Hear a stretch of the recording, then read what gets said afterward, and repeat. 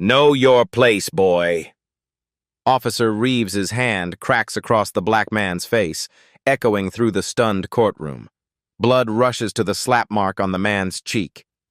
Officer Reeves towers over him, sunglasses hiding cold eyes, coffee steam rising between them. Defense table is for real lawyers, not janitors, he sneers, sweeping the man's briefcase off the table.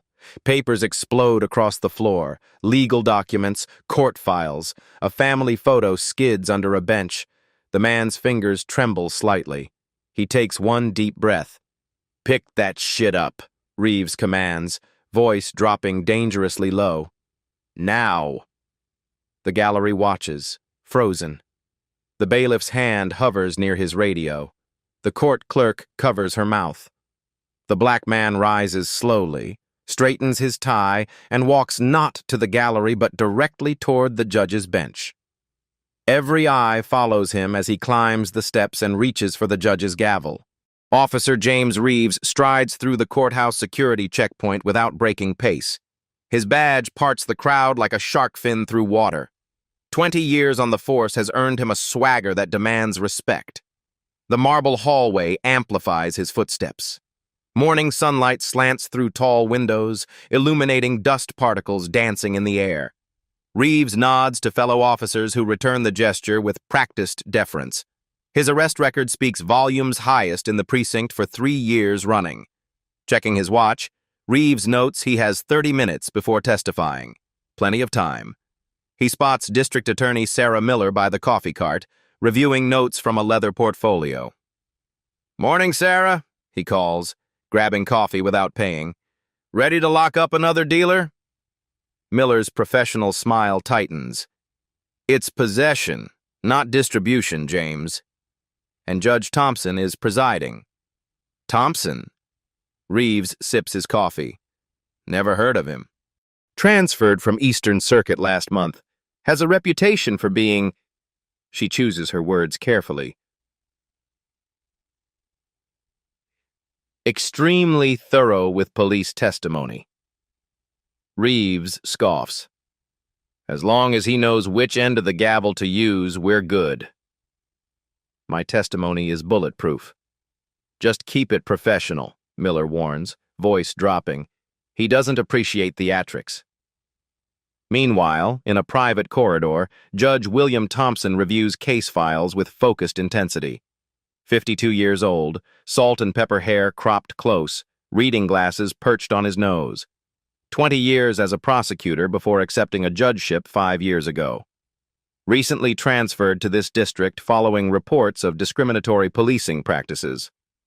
Thompson closes the folder and removes his glasses. He straightens his simple, well-tailored suit, no judicial robes yet, and heads toward courtroom 7B through the public entrance. A deliberate choice. He prefers witnessing how court personnel interact with ordinary citizens before they recognize his authority. His colleagues call it his civilian walkthrough. The bailiff barely glances up as Thompson enters. 2 uniformed officers by the door snicker as he passes. Thompson doesn't catch their words, but their dismissive glances follow him as he approaches the defense table to set down his briefcase. Thompson makes a mental note about the officer's behavior, unaware that Reeves has just spotted him. Reeves watches the black man at the defense table with growing irritation. Something about the stranger's confident posture feels wrong. His clothes are decent quality but understated, certainly not the flashy suit of a high-priced defense attorney. Probably some paralegal or public defender who doesn't know his place. "Court starts in 15, Reeves announces loudly, walking toward the defense table. "Defendant's table should be clear for the attorneys." Thompson doesn't look up from his papers. "I'm aware of the schedule, thank you."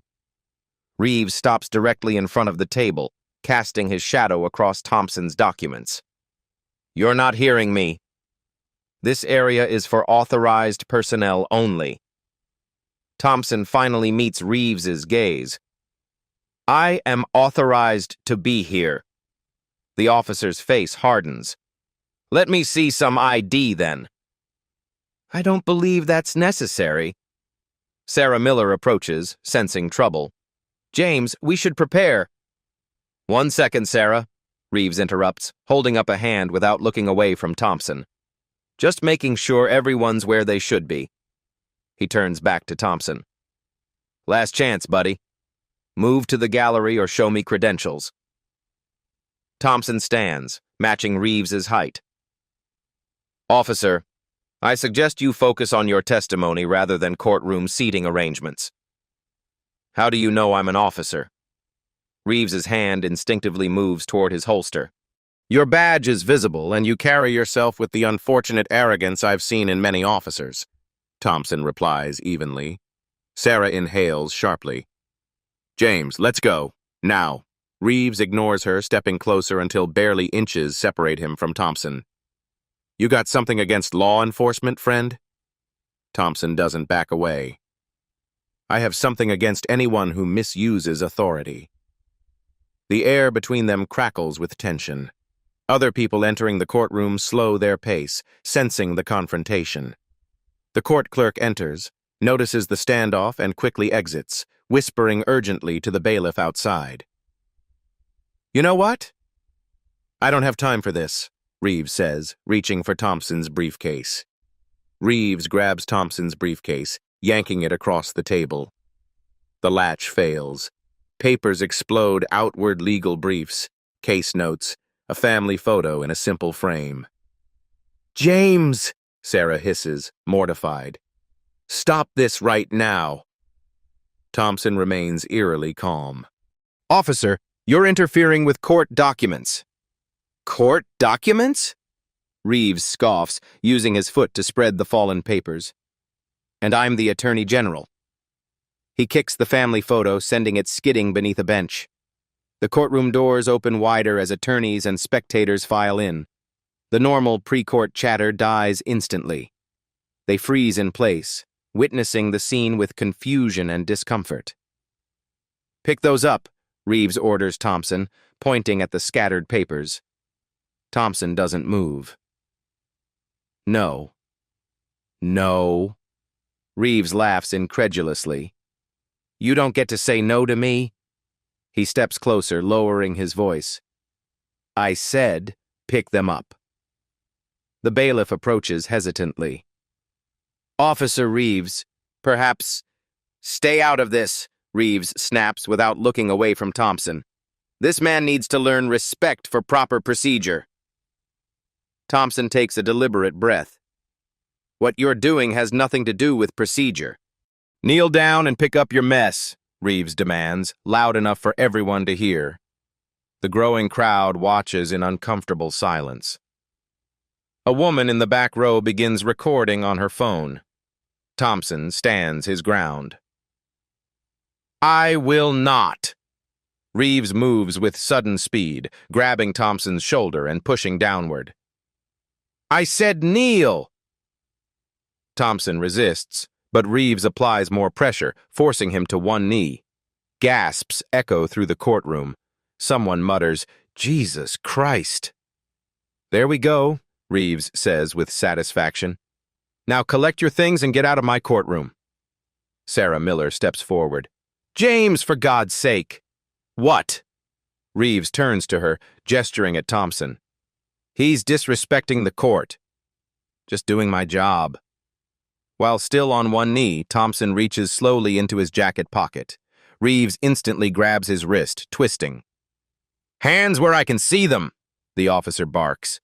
I'm reaching for my identification, Thompson explains calmly, despite the pain evident in his expression. Sure you are. Reeves twists Thompson's arm behind his back in a practiced move. Maybe a night in lockup will improve your attitude. The bailiff finally intervenes more forcefully. Officer, I don't think... Cuff him, Reeves orders, maintaining his hold on Thompson. Obstruction of justice and resisting an officer.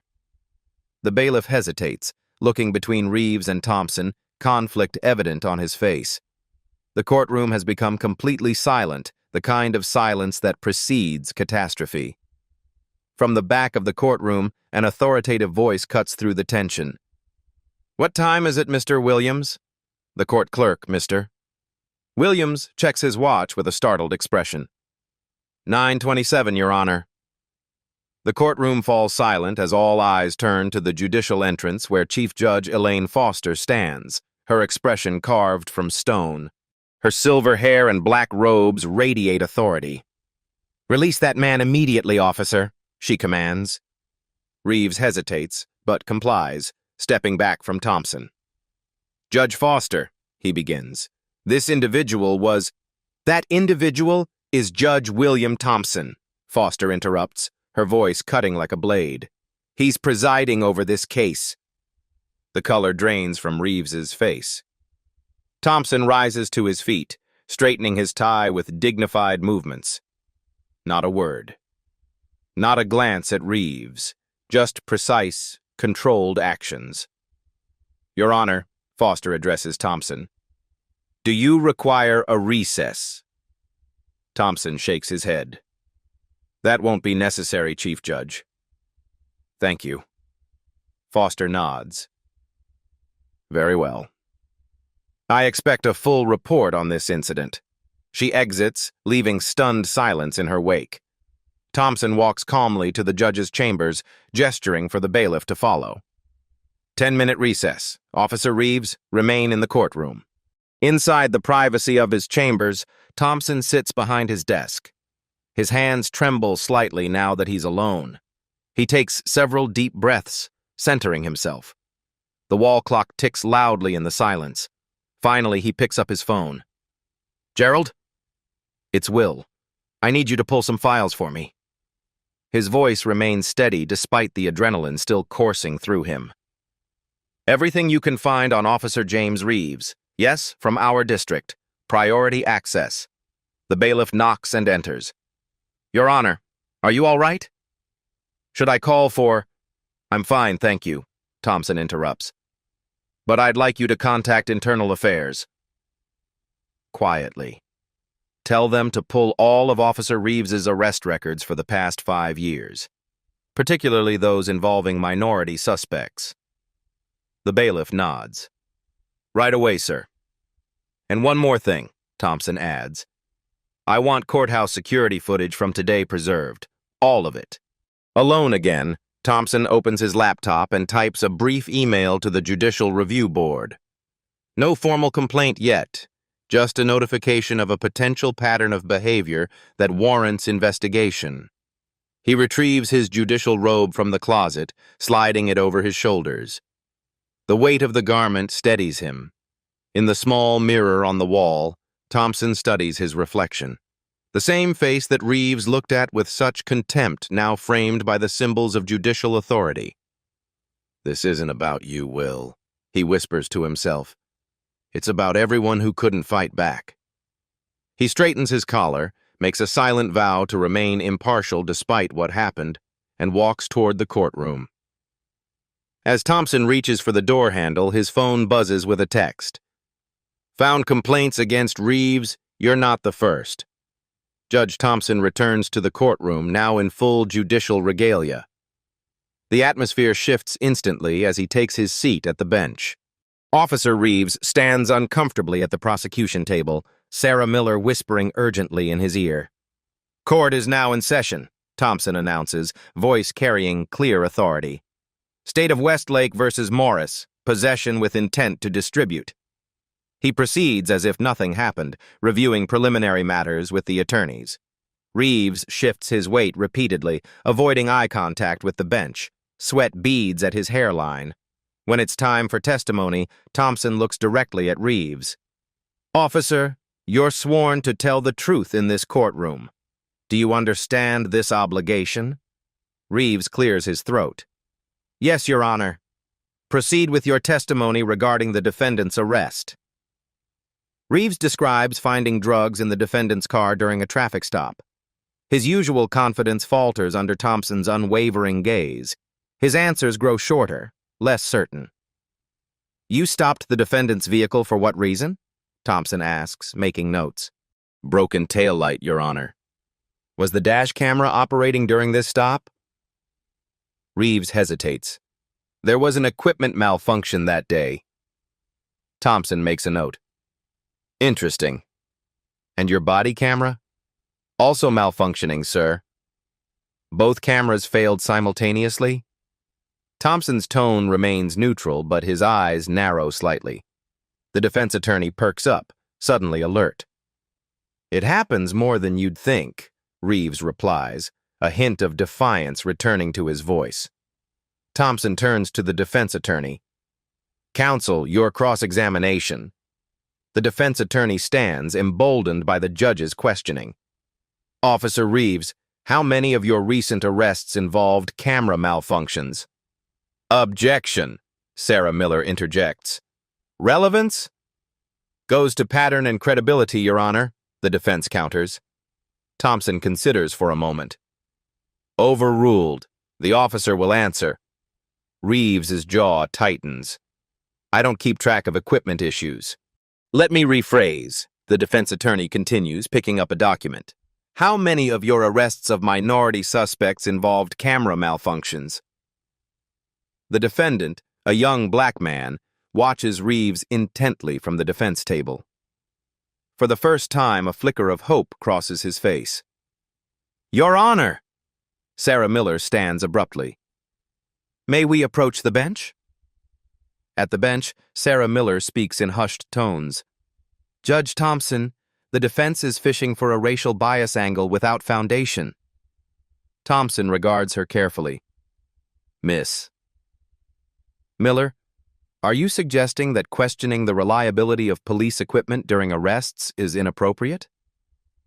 "No, Your Honor, but the implication that Officer Reeves specifically targets minorities—" "I've made no such implication," Thompson interrupts. "I'm simply allowing relevant questioning about evidence collection." Reeves joins them at the bench, uninvited. "This is a straightforward drug case being turned into a circus." Thompson's gaze shifts to Reeves.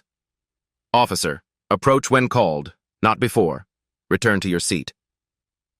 "With all due respect, Your Honor," Reeves says, not moving, "I've testified in hundreds of cases." This line of questioning is harassment. The muscle in Thompson's jaw tightens almost imperceptibly. "Officer Reeves, step back immediately or face contempt charges." Reeves holds his ground for 3 long seconds before returning to his seat, muttering under his breath. "What was that, officer?" Thompson asks. "Nothing, Your Honor." "Speak clearly for the record if you have something to add." Reeves looks directly at Thompson. "I said this feels personal, Your Honor." A ripple of whispers moves through the gallery. The court reporter's fingers pause momentarily over her keyboard. Thompson leans forward. "Justice is always personal, officer. To the accused, to the victim, and to society. What it must never be is prejudiced." He turns to the defense attorney. "Continue your cross-examination." The defense attorney produces a statistical report. "Officer, are you aware that 78% of your drug arrests in the past 3 years involved Black and Latino suspects, despite them comprising only 23% of our district's population?" Sarah Miller rises again. "Objection!" "These statistics aren't in evidence and haven't been authenticated." "We submitted them during discovery," the defense counters. Thompson examines the report. "I'll allow the question. Officer Reeves, please answer." Reeves's face flushes. "I go where the crime is." "So you deny any bias in your arrest patterns?" "I arrest criminals, period. If certain groups commit more crimes." The gallery erupts in murmurs. The defendant's mother covers her mouth in shock. Thompson's gavel comes down with a sharp crack that silences the room. The courtroom falls silent after Thompson's warning. Reeves's expression hardens as he meets the judge's gaze. The air feels electric, charged with unspoken tension. "To clarify my statement," Reeves says stiffly, "I enforce the law equally regardless of race." Thompson studies him. "Then you should have no objection to the defense examining your arrest record for patterns." "My record speaks for itself," Reeves responds. "Highest conviction rate in the department." "Convictions based on evidence obtained through proper procedure," Thompson clarifies. "Which brings us back to the equipment failures during this arrest." The defense attorney produces another document. "Your Honor, We've compiled instances where Officer Reeves reported equipment malfunctions during arrests. 87% involved minority suspects. Reeves stands abruptly. This is character assassination. Sit down, officer, Thompson orders. You're allowing them to twist statistics to fit their narrative, Reeves protests, remaining on his feet. His hands clench into fists at his sides. Thompson's voice remains measured but firm. I'm allowing relevant evidence to be presented. Final warning, officer. Sit down. Reeves reluctantly complies, but his body language radiates defiance. His chair scrapes loudly against the floor. Defense may continue, Thompson says. Officer, in this specific arrest, you searched the defendant's vehicle before mentioning the alleged broken taillight, correct? That's not how it happened. The defense attorney signals to an assistant, who sets up a small screen. Your Honor, with permission, we'd like to play a video. The screen shows a partial video from a nearby business camera. Though distant, it clearly shows Reeves searching the car first, then writing a citation afterward. Objection, Sarah Miller calls out. This video wasn't provided during discovery. Because the police department claimed no video existed, the defense counters. We obtained this independently last week. Thompson reviews the timestamp on the video. Miss Miller, was the prosecution aware of this footage? Miller hesitates. No, Your Honor. Thompson turns to Reeves. Officer, you testified under oath that the traffic violation prompted the search. This video suggests otherwise. Reeves glares at Thompson. With all due respect, Your Honor, a distant security camera doesn't show the full context. What context would justify contradicting your sworn testimony? Thompson asks. The defendant leans forward, eyes wide with hope and disbelief.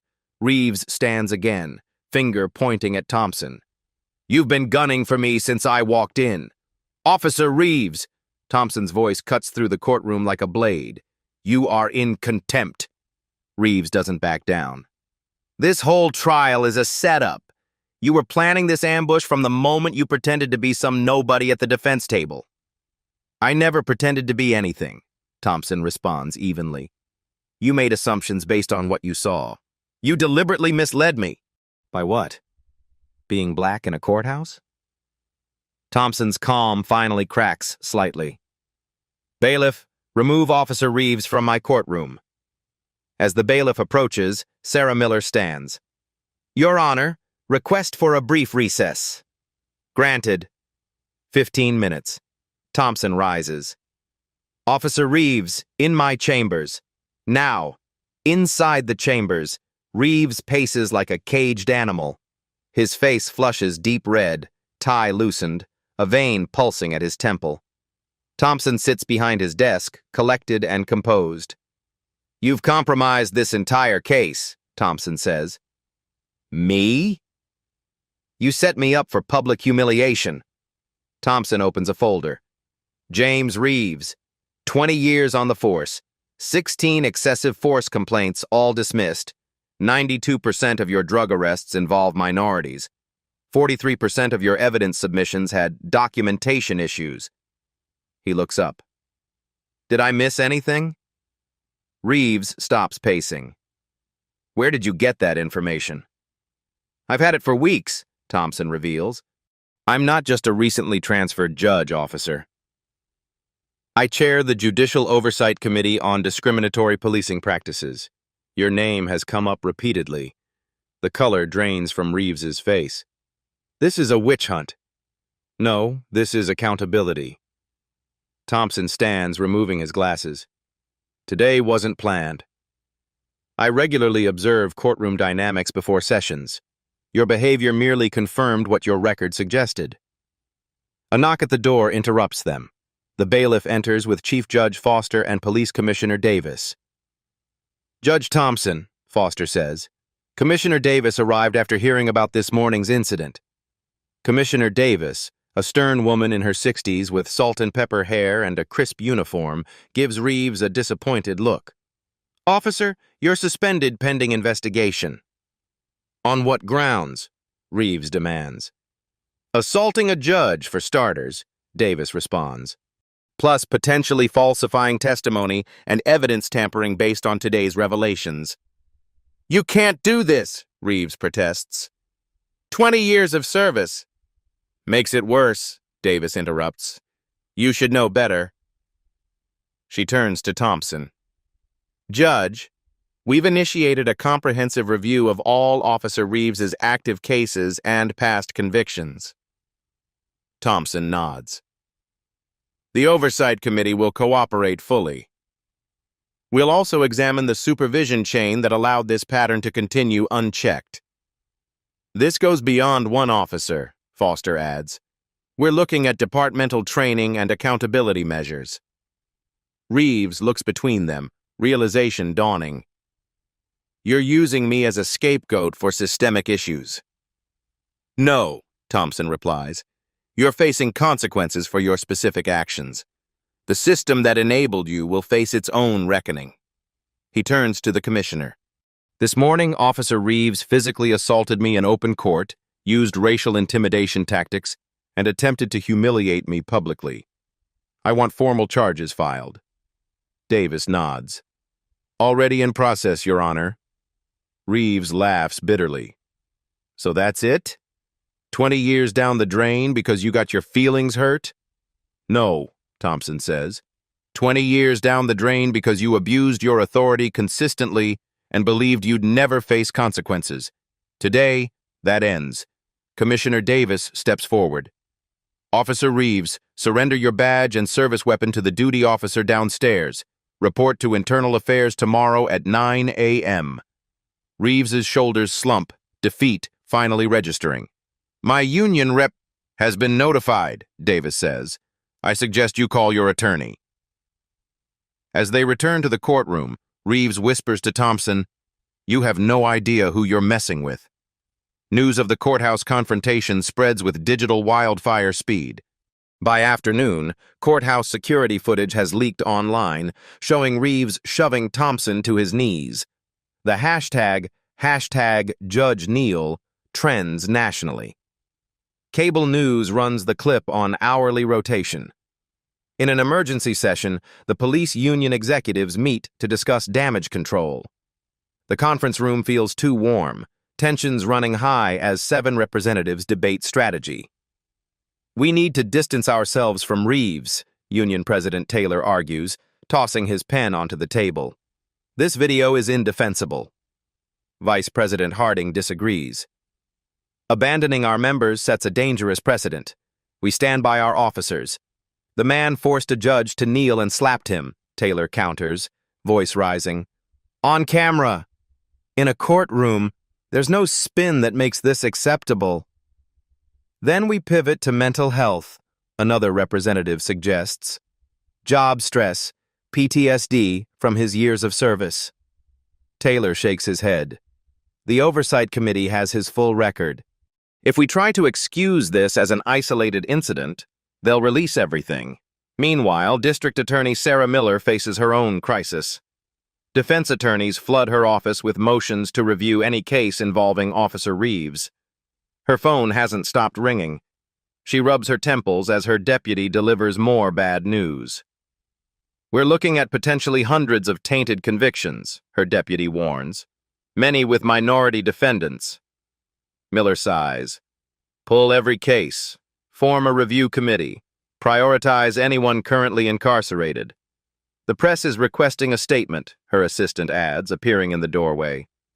Tell them we're conducting a thorough review and are committed to justice, Miller replies. And get me the Morris file from today. We need to drop those charges immediately. Across town, Judge Thompson meets with the full Judicial Oversight Committee. 12 judges from various districts review the morning's events. Large windows offer a view of the city skyline as rain begins to fall. What happened to you is appalling, Judge Garcia says, adjusting her glasses. But it's given us unprecedented leverage for reform. Thompson nods. I want systematic changes, not just one officer's badge. The police commissioner has agreed to independent review of their training protocols, Judge Reynolds adds. And City Council is discussing mandatory body cameras with automatic upload to court servers. What about the mayor? Thompson asks. Without executive support, these reforms will stall. She called me personally, Chief Judge Foster says. The video has rattled her. She's facing pressure from community leaders. She'll back us. At police headquarters, Commissioner Davis addresses a room of precinct captains. The atmosphere is tense, faces grim as they absorb the implications. Officer Reeves didn't develop these attitudes in a vacuum, she says firmly. Every supervisor who ignored red flags is under review. Every partner who witnessed misconduct and stayed silent will be questioned. Captain Bennett speaks up. Commissioner, with respect, one incident shouldn't tarnish the entire department. This isn't about one incident, Davis corrects him. The Oversight Committee has identified statistical anomalies in arrest patterns across multiple precincts. Judge Thompson's experience merely put a face to the data. She projects a series of graphs on the screen. These show disproportionate force used against minorities, search rates, citation rates. The pattern is undeniable. In his home, Officer Reeves receives visitors' fellow officers offering support, but fewer than he expected. His phone rings constantly with calls from reporters. His union representative advises silence. The living room television plays the footage on mute, his own actions replayed in an endless loop. When his former partner, Officer Wilson, arrives, Reeves finally vents his frustration. They're making me the fall guy for standard procedure, he complains, pouring himself another drink. Like you never profiled a suspect. Wilson shifts uncomfortably. Look, James, I came to tell you interviewed me today. They asked about the Martinez arrest last year. So, we did everything by the book.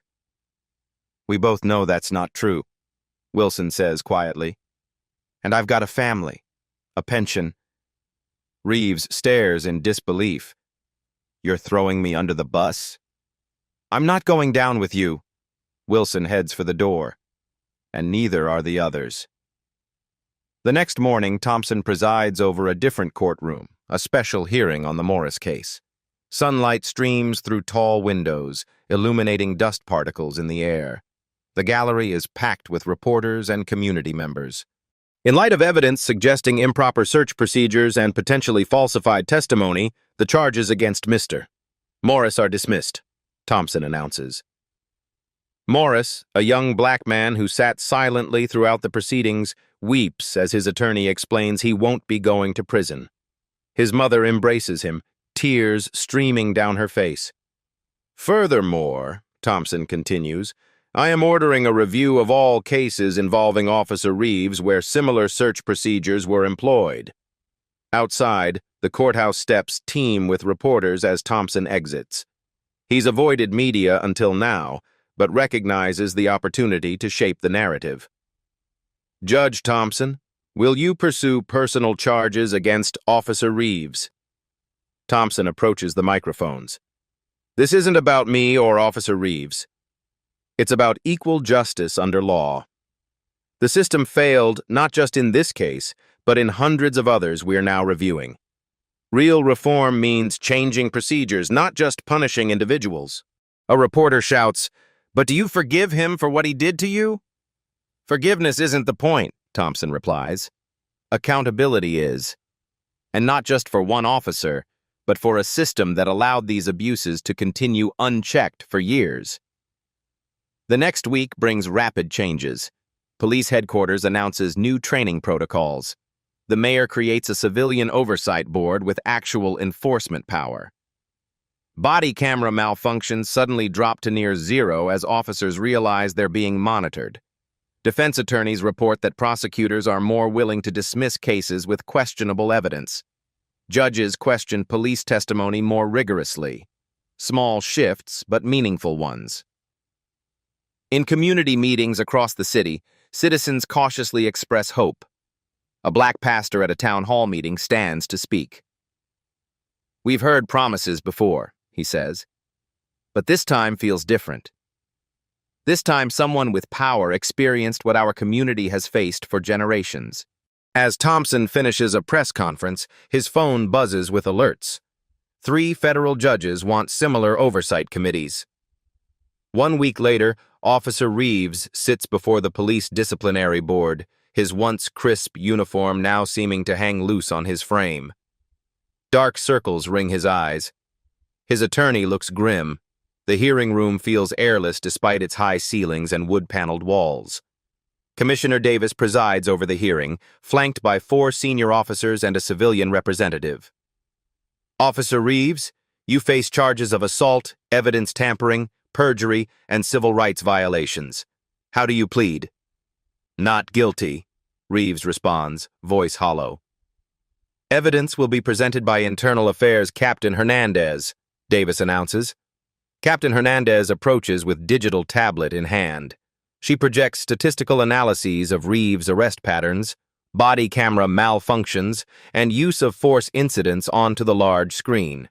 In the past 5 years, Hernandez states, Officer Reeves' arrests of minority suspects were 4.3 times more likely to involve force than his arrests of white suspects.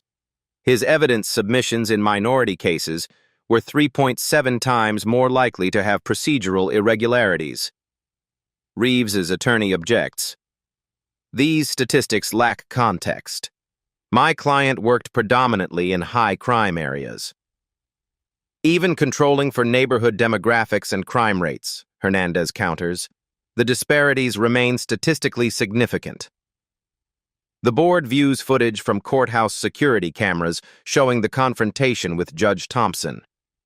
Reeves looks away during playback, jaw clenched tight. When called to testify, Reeves attempts to justify his actions. I saw someone I didn't recognize at the defense table. In today's security environment, I acted on instinct to protect the court. Commissioner Davis leans forward. By slapping him and forcing him to kneel? I perceived potential resistance, Reeves insists. From a man in a suit organizing papers? Things escalated quickly, Reeves admits, but there was no racial motivation. Davis consults her notes.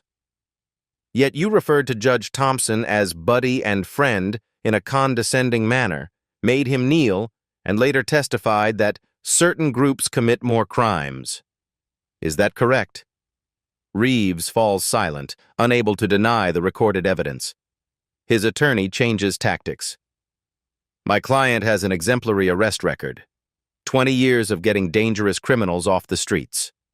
At what cost? Davis asks. We've identified 63 cases so far where evidence may have been improperly obtained or misrepresented. 17 people are being released from prison pending review. The hearing continues for hours. The room grows stuffy. Water pitchers empty and are refilled.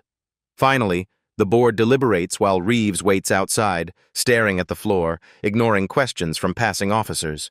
When recalled, he stands stiffly as Commissioner Davis delivers their decision. Officer James Reeves, this board finds overwhelming evidence of misconduct, bias, and abuse of authority. Your employment with the department is terminated, effective immediately. Your pension is revoked. Criminal charges will proceed through the district attorney's office. Reeves's face remains expressionless. I served this city for 20 years. No, Davis corrects him. You served yourself while wearing our badge. Turn in your gun and shield before leaving the building. As Reeves exits police headquarters for the last time, reporters surround him. Camera flashes blind him momentarily. Microphones thrust toward his face. Former colleagues watch from windows above, their expressions varying from disgust to pity. Inside, a rookie officer turns to his sergeant. Is this really fair? One mistake and his whole career is erased? The sergeant shakes her head. This wasn't one mistake. This was the one time he got caught. Outside, a hand touches Reeves's shoulder. It belongs to a man he arrested 3 years ago, now exonerated. 3 months later, Judge Thompson addresses the National Conference of State Courts. Hundreds of judges, law enforcement officials, and legislators fill the auditorium. Soft lighting and the occasional camera flash punctuate the serious atmosphere. The Reeves incident wasn't just about one officer, Thompson begins, his voice carrying clearly through perfect acoustics. It exposed fault lines throughout our justice system. Today, I'm pleased to announce significant reforms implemented in its wake. He clicks to the first slide. Statistics and implementation dates appear in clean, authoritative graphics.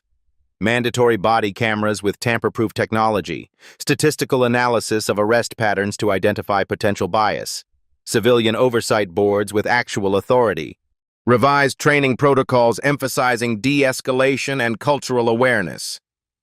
He pauses, allowing the information to sink in.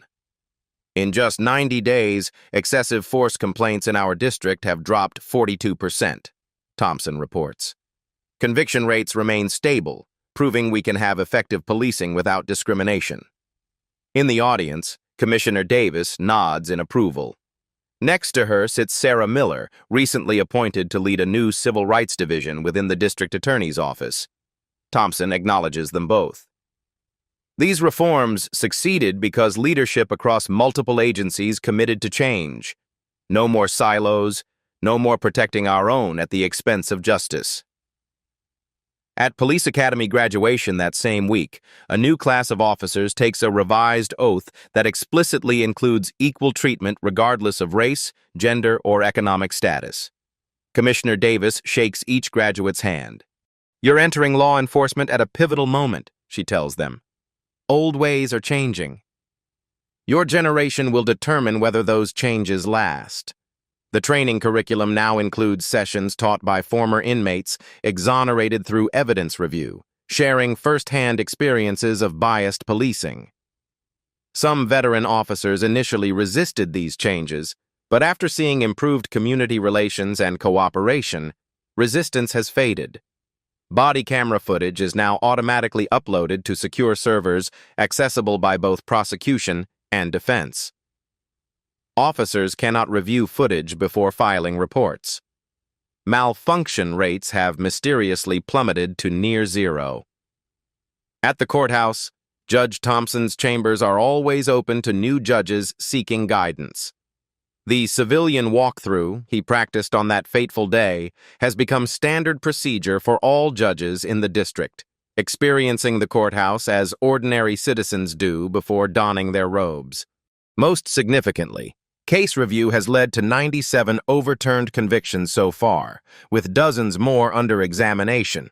The city has established a compensation fund for those wrongfully incarcerated. Not everyone embraces these changes. A vocal minority of officers resigned rather than adapt. Some judges resist the new accountability measures, but public support remains strong, especially in communities previously distrustful of law enforcement. At a community center in a predominantly black neighborhood, officers and residents gather for a town hall meeting. Tensions are evident, but the dialogue is respectful. A pathway to trust is slowly being built. As Thompson leaves the conference, his phone buzzes. The governor wants statewide implementation immediately. 1 year later, Judge William Thompson sits in his chambers reviewing case files. Late afternoon sunlight slants through Venetian blinds, casting striped shadows across his desk. A knock at the door interrupts his concentration. "Come in," he calls. Morris enters the young man whose case was dismissed after the Reeves incident. He's dressed in a well-fitted suit, a law school textbook under his arm. "Your Honor, thank you for seeing me," Morris says. Thompson smiles. "Mr. Morris, how are your studies progressing?" "Challenging but rewarding." Morris takes the offered seat. "I never thought I'd be preparing for law school instead of serving time." "Your experience gives you a perspective many lawyers lack," Thompson observes. "You'll be an asset to the profession." Morris nods. "That's actually why I'm here. I'm writing a paper on systemic reform, and I wanted to get your perspective on what's changed in the past year." Thompson considers the question. The statistics show improvement. Arrests are down, but so is crime. Community cooperation has increased, but numbers only tell part of the story. And the rest? "The culture is shifting," Thompson explains. I see it in courtroom interactions, in police testimony, in how defendants are treated. There's more awareness of implicit bias, more willingness to question established practices. Do you think it will last? Morris asks. Reform is never finished, Thompson says. It requires constant vigilance. The moment we declare victory is when old habits return. The conversation shifts to Morris's future plans, criminal defense work focusing on cases like his own. Before leaving, he hesitates at the door. Judge Thompson, may I ask you something personal? Thompson nods. That day with Reeves, how did you stay so calm? Thompson's expression grows thoughtful. I've faced discrimination my entire life. As a law student, as a prosecutor, even as a judge, you develop strategies to maintain dignity. But weren't you angry? Furious, Thompson admits, but displaying that anger would have given him power over me and undermined what needed to happen next, which was systematic change, not just personal vindication. Thompson stands, extending his hand. The goal was never to punish one officer, but to transform a system. After Morris leaves, Thompson walks to his courtroom for afternoon session. He passes Sarah Miller in the hallway, now a respected advocate for reform. Big case this afternoon, she asks. Just routine matters, Thompson replies. But every case matters to someone. In the courtroom, Thompson observes the subtle changes of the past year.